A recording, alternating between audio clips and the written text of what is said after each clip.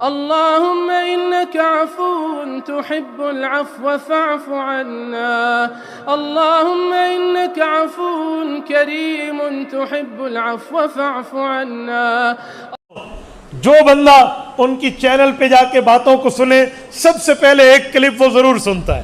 وہ کہتے ہیں دیوبندی مولوی اشرف علی تھانوی نے اپنے نام کا کلمہ پڑھوایا تھا اپنے مریدوں کو.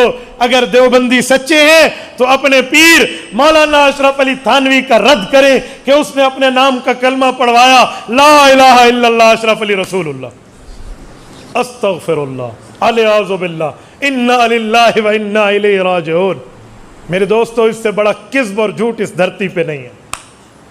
اصل پتہ مسئلہ کیا ہے؟ اس پر وہ ساتھ ایک کتاب بھی دکھاتے رسالہ آل امداد. مولانا اب میں آپ کی خدمت میں ایک بات عرض کرتا ہوں. ہوا یہ تھا حضرت تھانوی رحمۃ اللہ تعالی علیہ نے مریدوں کو کہہ رکھا تھا کہ جو لوگ میرے پاس آ سکتے ہیں مہینے میں چکر لگائیں اپنے احوال بتائیں گناہوں سے معافی کا طریقہ سیکھیں گناہ چھوڑنے کا طریقہ سیکھیں. اگر نہ آ سکیں تو مجھے خط کے ذریعے اپنے احوال بتا دیں تاکہ میں ان کے خطوط کے ذریعے ان کی رہنمائی کر پاؤں. کچھ مریدین آ جاتے کچھ خطوط لکھتے. حضرت خطوط کے جوابات لکھواتے یہ گناہ یوں چھوڑو اچھا یہ اچھا کام ہو گیا یہ برا ہو گیا یہ یوں چلتا. ایک مرید نے گناہ معاف ہوئے اس کے گناہ کی توبہ ہوئی توبہ کا طریقہ سیکھا گناہ چھوڑنے کا طریقہ نیکی پر مضبوط رہنے کا طریقہ سب کچھ سیکھا اور سمجھا. جب اس بندے کو ایک اچھا ماحول ملا تو اس نے خواب دیکھا ایک دن. اب توجہ رکھنا وہ خواب میں کہہ رہا ہے لا الہ الا اللہ اشرف علی رسول اللہ. خواب میں کہہ رہا ہے اور بار بار کہہ رہا ہے. تو بندہ اٹھ کے بیٹھ گیا. جب اٹھا تو وہ جان پہ کپ کپی ہے کہ یار کیا ہو گیا میرے ساتھ میں کیا کلمہ پڑھ رہا ہوں کیا بات ہو گئی ہے مجھے تو لا الہ الا اللہ محمد رسول اللہ پڑھنا چاہیے یہ میرے ساتھ عجیب معاملہ ہو گیا. اٹھا بے اختیاری کی کیفیت اس پر طے تھی. زبان پہ لرزہ ہاتھ پہ لرزہ دل پہ کپ کپاہٹ وہ یوں کپ کپی تاریخ وہ پڑھتا کچھ اور ہے زبان سے نکلتا کچھ اور ہے. جیسے لرزے والا ہوتا ہے نا اس کے ہاتھ ہلتے رہتے اس کے اختیار پہ نہیں ہوتا. اس کی زبان بے اختیار چل رہی ہے کہتا کچھ اور ہے نکلتا کچھ اور ہے. ایسا بندہ منہ سے طلاق بھی نکال لینا اس کیفیت میں علماء عدم وقوع کا فتویٰ دیتے ہیں. وہ زبان اس کے اختیار پہ بھی نہیں ہے لرزہ طاری ہے لیکن ہو سچا جھوٹ نہ بولے اس پر. تو میرے دوستو اب یہ حال ہے اس کا. اسی اسنا میں اس نے کہا چلو میں رسول اللہ صلی اللہ علیہ وسلم پر درود پاک پڑھوں. وہ پڑھتے اللہم صلی علی محمد وعلی آل محمد کما صلی یوں پڑھنے لگتا ہے. اس کے منہ سے نکلتا ہے اللہم صلی علی اشرف علی. پھر پریشان استغفار شروع توبہ بڑا یہ بیچارہ بہت پریشان کر نہیں سکتا جو کرنا چاہتا ہے. اس نے آخر میں کچھ دنوں بعد یہ کیفیت جاتی رہی تو اس نے یہی خط حضرت تھانوی کو لکھا.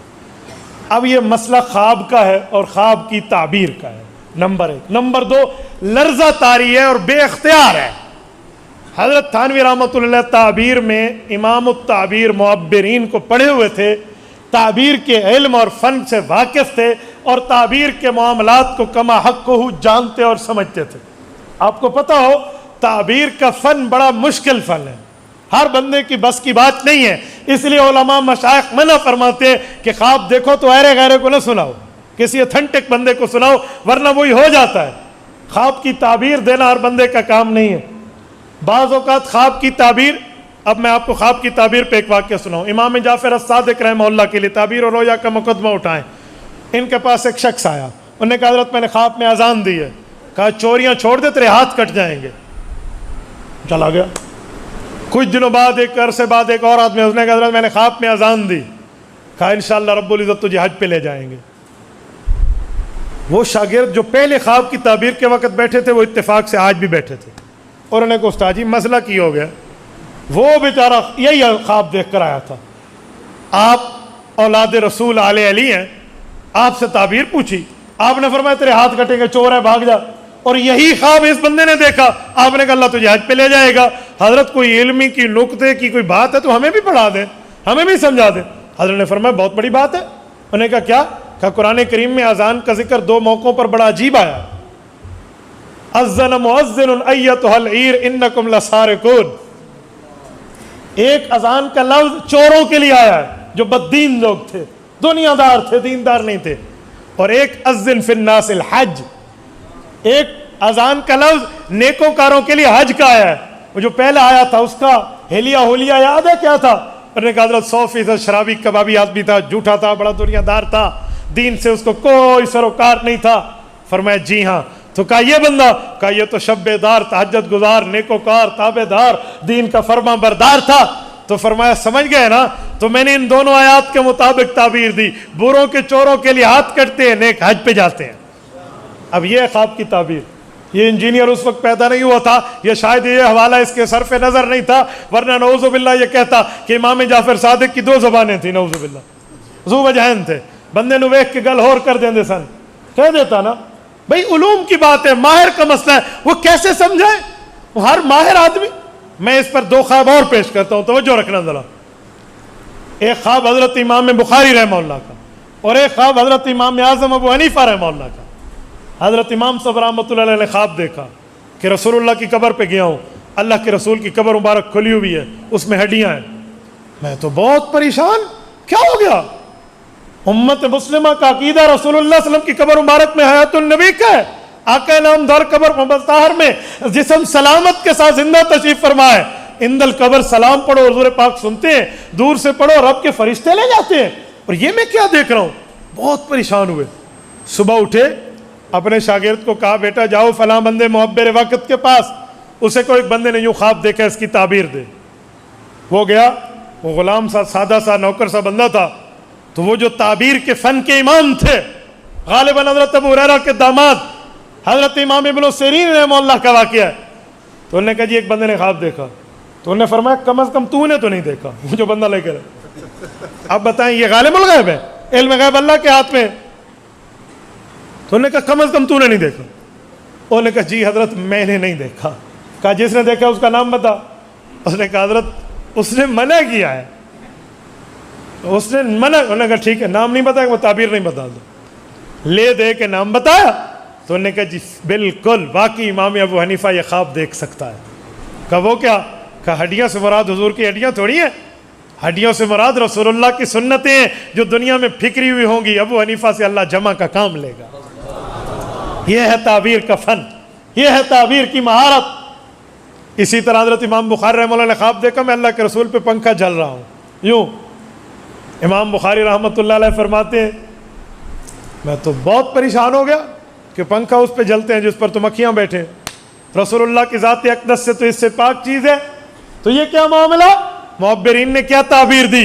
فرمایا جو غلط باتیں حضور کی طرف منسوب ہوں گی اللہ آپ سے کام لے گا، آپ وہ حضور کی ذات سے دور کر دو گے. یہ ہے تعبیر کا فن. حضرت تھانوی علوم تعبیر کے فن سے واقف تھے، فنون تعبیر سے واقف تھے. حضرت تھانوی سمجھ رہے تھے یہ جو اس کے منہ سے بات نکل رہی ہے نا، یہ خود نہیں کلمہ پڑھ رہا، یہ بے اختیار پڑھ رہا ہے اور ہے بھی خواب. حضرت تھانوی رحمۃ اللہ علیہ نے اسے لکھا کہ تیرا شیخ جس سے تو اپنی اصلاح کروا رہا ہے، گناہ چھڑوا رہا ہے، جو تجھے نیکیوں کی ترغیب دے رہا ہے، یہ تجھے اشارہ دیا جا رہا ہے کہ وہ حضور کی سنت کا پیروکار ہے. بھائی یہ بات ہے. انجینئر صاحب نے حاشیہ کیا چڑھا؟ دیوبندیوں نے اپنے نام کا کلمہ پڑھوایا، دیوبندیوں کے بابے اپنے نام کے کلمے پڑھواتے ہیں، اور ہمارا نوجوان جو صرف یوٹیوبر ہے بس اسے کوئی نہیں پتہ دین کے. اس نے فضائل اعمال کے 2 صفحے بھی نہیں پڑھے ہوں گے، باقی حدیث تو دور رہی، اردو کی حدیث کی کتاب کا نام لے رہا ہوں، 2 صفحے بھی نہیں پڑھے ہوں گے. یہ بیچارہ پریشان ہو کے کیا کہے گا؟ واقعی بات تو ٹھیک ہے. حضرت تھانوی کو چاہیے اس کو کہتے ہو استغفار کر، اوے توبہ کر. کیوں کہتے توبہ کر؟ اس نے کوئی گناہ کیا ہے؟ خواب دیکھنا گناہ ہے؟ اگر خواب دیکھنا گناہ ہے تو پھر جسے احتلام ہوتا ہے اسے بھی کہا کر 100 رکعت تسبیح نفل کی پڑھ لو، وہ بھی کوئی چیز دیکھ کر احتلام ہوتا ہے نا. پھر جسے ہوتے ہے اسے کو تسبیح چک تسبیح 2000 استغفر اللہ استغفر اللہ. دوسرے دن عوام مولویوں نے 10 سے ہی نہیں کہ سنو ہویا کچھ. اے خدا کے بندے خواب بے اختیار ہے. اگر بات یہ ہے ایک کبارہ بندہ جا کر خواب دیکھے کہ مجھے اس انجینئر صاحب نے اپنی کسی عزیزہ کا رشتہ خواب میں دیا ہے، صبح اگر وہ دعویٰ کر دے تو آپ کیا کرو گے؟ پھر دے گا یہ؟ سادے بندے خواب ہے. تو حضرت تھانوی سے کیوں کہتے بھی تو استغفار کر؟ خواب میں دیکھنا کوئی کفر ہے؟ اچھا کہتے نہیں، جاگتے وقت بھی وہ کہہ پڑھ رہا تھا، میں نے کہا آگے پڑھو. وہ کہہ رہا تھا بے اختیار ہے حضرت, میری زبان سے خود بخود نکل رہا ہے, میں نہیں چاہتا وہ نکلے, میں تو نہیں چاہتا وہ نکلے میرے منہ سے. بولیے بولیے, بے اختیار نکل رہا ہے. اور جہاں بے اختیار نکلے, اختیار نہ ہو, وہ تو خود ٹھیک کرنا چاہتا ہے, تو اسے کیوں کہا جائے بھی تو ٹھیک کر, وہ تو خود ٹھیک پڑھنا چاہتا ہے. یا تو وہ کہتا میں یہی پڑھوں گا, پھر اسے کہتے ہو توبہ استغفار کر. وہ تو خود دیندار ہے, وہ تو کہتا ہے حضرت میں ٹھیک پڑھنا چاہتا ہوں, ٹھیک نہیں نکلتا, تو اسے پھر کیوں کہو ٹھیک پڑھ. یہ تو وہی حال ہے, ایک بندہ نماز پڑھ رہا ہوں, ہم کہیں نماز پڑھ, وہ تو پہلے پڑھ رہا ہے. بھائی وہ تو ٹھیک پہلے پڑھنا چاہ رہا ہے, تو الٹا ہم کہیں. اچھا اگلی بات, انجینئر صاحب, اگر آپ نے علماء دیوبند پر ہاتھ صاف کیے ہیں کہ دیوبندی اپنے نام کا کلمہ پڑھواتے ہیں, تو ہری پور کے دوستوں انصاف سے بتانا, اگر اس دھرتی پر انصاف کا خون نہیں ہوا تو آپ کی زبان بول کے مجھے بتائے, کلمہ پوری زندگی میں ایک بار پڑھنا ہوتا ہے یا ہر وقت ہم پڑھتے ہیں؟ ہر وقت پڑھتے ہیں یا نہیں پڑھتے؟ ہر وقت پڑھتے ہیں. حضرت تھانوی نے زندگی میں یہ ایک تعبیر دی اور تو نے الزام ٹھونک دیا دیوبندی کلمہ پڑھواتے ہیں. اگر یہ کلمہ ہوتا تو صبح شام پڑھنے کی بات کی جاتی, صبح شام یہی پڑھا جاتا, صبح شام یہی کہا جاتا. لیکن بڑی ہی افسوس, بڑے ہی امانت کے خون کرنے کا کام اس انجینئر نے کر دیا, اور علماء کے عوام کے دماغ میں علماء دشمنی ڈال دی.